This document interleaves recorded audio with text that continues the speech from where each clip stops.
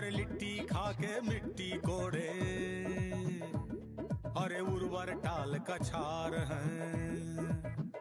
हे सारी कंट्री भैया बोले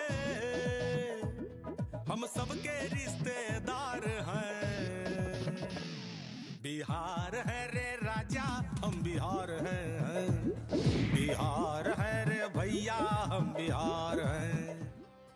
नमस्कार, भारत 360 देख रहे हैं आप और मैं हूं आपके साथ प्रिय प्रत्यक्ष। आज भारत 360 में सबसे पहले बात होगी बिहार के महा एग्जिट पोल की। चलिए एग्जिट पोल की बात कर लेते हैं। तो बिहार में अगर बात की जाए तो बिहार में जनादेश की उल्टी गिनती शुरू हो चुकी है, एग्जिट पोल्स आ चुके हैं और तस्वीर जितनी दिलचस्प है उतनी ही उलझी हुई भी नजर आ रही है। कहीं नीतीश कुमार की वापसी की लहर दिखाई जा रही है तो कहीं तेजस्वी यादव का युवा जोश सुशासन पर भारी बताया जा रहा है। लेकिन सबसे बड़ा सवाल यह है कि क्या पोल सचमुच जनता के मूड को पढ़ भी पाए हैं या फिर एक बार फिर से बिहार की जनता कर देगी सबको हैरान।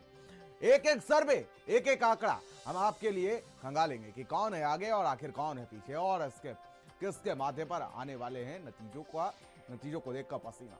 एग्जिट पोल्स की लड़ाई में हर एजेंसी ने अपनी कहानी दिखाई। कहीं एनडीए को बहुमत की दहलीज पर बताया जा रहा है तो कहीं महागठबंधन को मिली है उम्मीद के साथ। चलिए अब बात कर लेते हैं एग्जिट पोल्स की। अगर चाणक्य स्ट्रेटेजीज की बात की जाए तो चाणक्य पोल डायरी की बात कर लेते हैं, जिसमें एनडीए को 147 से 167 दिखाया गया। प्रजा ने एनडीए को 186 सीटों को बताया। टिफ की अगर बात की जाए, टिफ रिसर्च की, तो एनडीए को 145 से 163 सीटों को बताया गया है। तो वहीं चाणक्य ने इंडिया गठबंधन को 100 से 108 को और अन्य को 5-6 सीटें दिखाई हैं।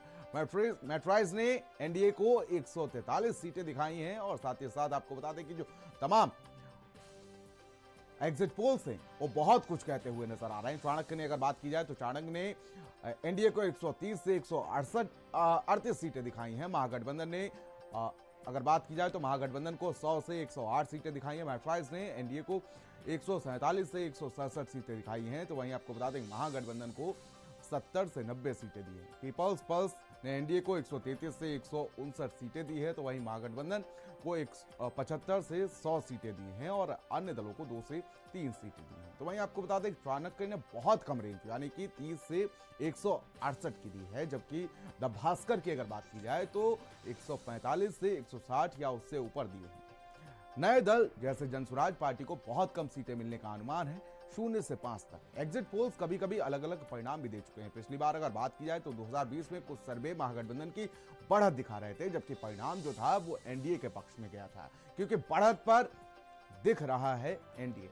आखिर एनडीए क्यों बढ़त पर दिख रहा है, इसके कई कारण भी सामने आए हैं। महिलाओं ने बढ़ चढ़कर वोटिंग की है। महिलाओं से जुड़ी हुई योजनाओं का और उनका सक्रिय होना कहीं ना कहीं मतदान के जो रुझान है वो बढ़ा सकता है। प्रवासी वोटरों की भागीदारी, जो वोटर्स बाहर थे वो छठ पर इस बार आए और उन्होंने कहा कि अगर हमको संविधान ने अधिकार दिया है तो इस अधिकार का हम प्रयोग करके ही जाएंगे। और शायद यही वजह है कि आज जो कई जिलों में जो वोटिंग फीसदी रहा है वो 70% के आसपास रहा है। कई जिलों में 70% को पार भी किया है, यहां तक कि 78% भी आज वोटिंग फीसदी प्रतिशत जो है वो पहुंचा है। एनडीए के तरफ से प्रचार तंत्र की मजबूती, आपने देखा होगा कि एनडीए के कई बड़े नेता जो हैं वो पहुंचे हुए थे।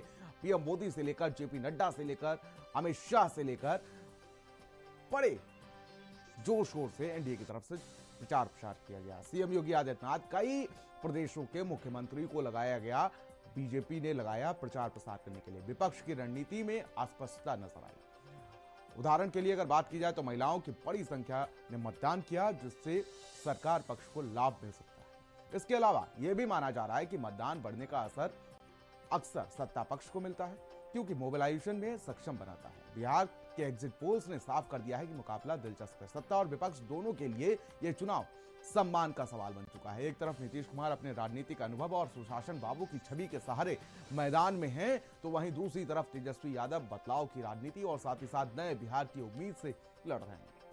एग्जिट पोल्स भले ही एनडीए की तरफ जीत का इशारा करते हुए नजर आ रहे हैं, लेकिन बिहार की राजनीति में आखिरी फैसला हमेशा जनता ही करती है और जनता का फैसला कई बार पोल्स की गणना से कहीं ज्यादा चौंकाने वाला होता है। बिहार के इतिहास में एग्जिट पोल्स कई बार गलत भी साबित हुए हैं। 2015 में लगभग सभी सर्वे एनडीए की सरकार बना रहे थे, लेकिन नतीजे आए तो तेजस्वी यादव की अगुवाई वाले महागठबंधन ने बहुमत हासिल किया था। यही कारण है कि एग्जिट पोल्स ट्रेंड बताते हैं लेकिन ट्रुथ नहीं। इस बार भी समीकरण जटिल है। महिलाओं का वोट, युवा फैक्टर, जातिगत समीकरण और साथ ही साथ स्थानीय मुद्दों का संगम ऐसा है कि असली तस्वीर 3 दिन बाद ईवीएम से ही खुलेगी। तो इस तरीके से बात की जाए तो अभी तक जो एग्जिट पोल सामने आए हैं उसमें साफ तौर पर एनडीए को बहुमत मिलती हुई नजर आ रही है। Exit poll